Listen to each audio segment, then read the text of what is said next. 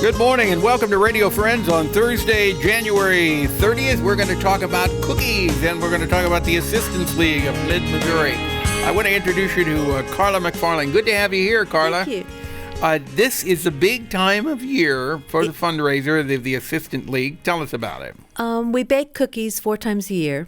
February is one of our biggest cookie bakes, so happy cookies. Oh, thank you. Oh my God, these are heavy too. You got a lot of cookies in there. That's right. There are 2 dozen in there. They won't last very long here, I can tell you that. But we bake cookies 4 times a year. We deliver them in a box with a red ribbon and our little logo.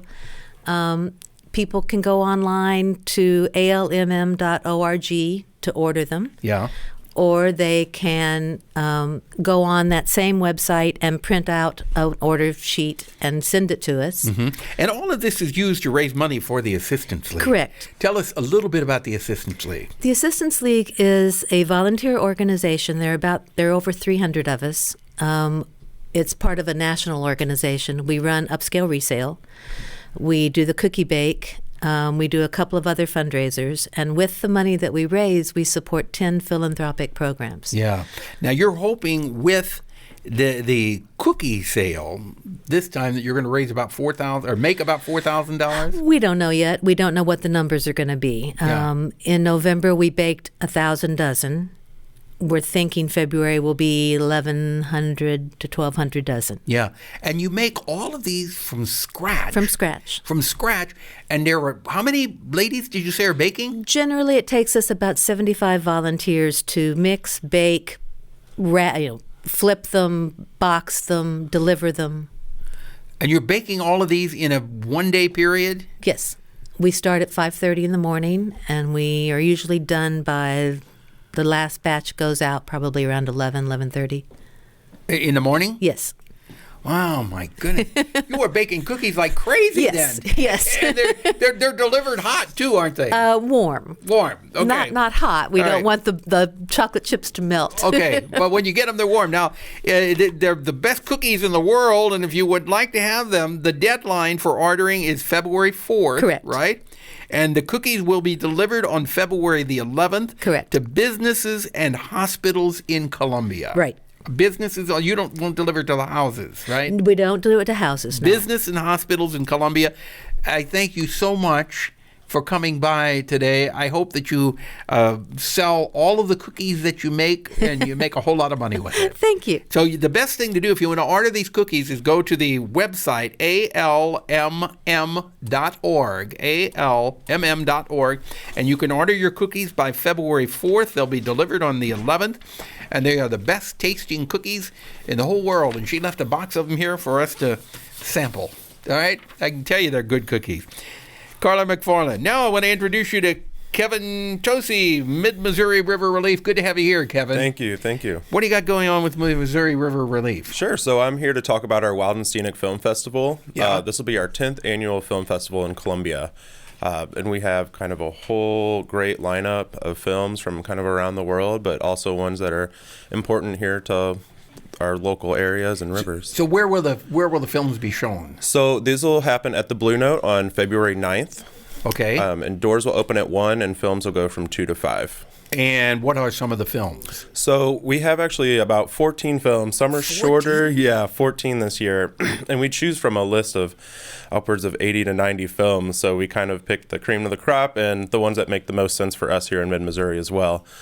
So out of those 14, we kind of go all around the world, but we have one film called Climbing Out of Disaster, which kind of focuses on the aftermath of the hurricane in Puerto Rico.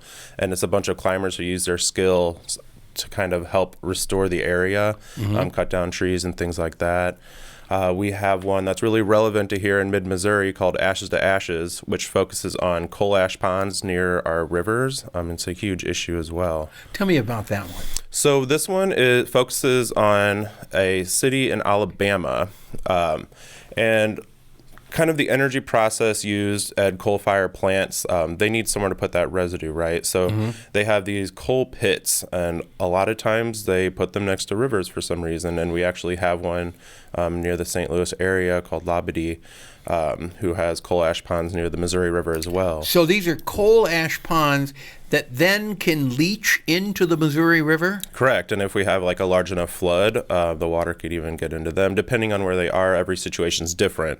But this kind of just shines a light on this issue. So this is ash that's left over from burning coal. Correct. If that gets into the water, what does it do? Well, a lot of the coal ash has a lot of heavy metals, residue, and things even kind of beyond my scope. But of course, that affects our water quality. That affects the fish that live in that water. And there's kind of a whole cascade of events as well that kind of follows. These are things that a lot of us don't think about on a regular basis. But in so many ways, we are totally violating the environment with what we do and what we consider necessities for modern day living. Sure. And you're trying to bring this to our attention with this film festival. Exactly. What else have you got going? We have one that focuses on a practice called deep sea trawling. And there's this environmentalist in France who used kind of a data-driven she used a lot of data basically to convince this huge supermarket in France to stop this practice, and that actually led to a EU ban in this fishing practice. Of deep sea trawling. Yeah. And that's where you might be fishing for one type of sea life, but when you're trawling, you're taking in everything that's in the way of that net. Exactly, Paul. And so you're killing a lot of sea life that you're not going to use for food. Exactly. And it's depleting that. Exactly. Yeah, I read about that several years ago. Has that been banned off the coast of the United States, or? You know, I actually do not know about the practices either in Canada or the United States. And that's something that I'll have to check into because I know it there did was raise controversy that question. over it because I believe at one point it was being done. And as I said, I don't know if it has been banned or if the ban has been lifted, if it was banned. But all of this will be a discussion with films at the festival, correct? Exactly, yes. And the date, and again, is? February 9th, Sunday. Okay. The Wild and Scenic Film Festival, Sunday, February 9th at the Blue Note. Everybody is invited to attend, and this is part of Missouri River Relief. Yes. All right. Can they get tickets in advance? Yeah, you can buy, we encourage to get them in advance. We've sold out the past 3 or 4 years. You can get that out the Alpine Shop, downtown Columbia, or riverrelief.org. Okay, riverrelief.org. You can buy your tickets in. Thank you so much for coming by, Thank you, Kevin. Paul. And best of luck to you. Tomorrow, Friday, Scott Christensen will be on. We're going to talk about artificial intelligence. Drop me an email, pepperpmissouri.edu. Bye-bye.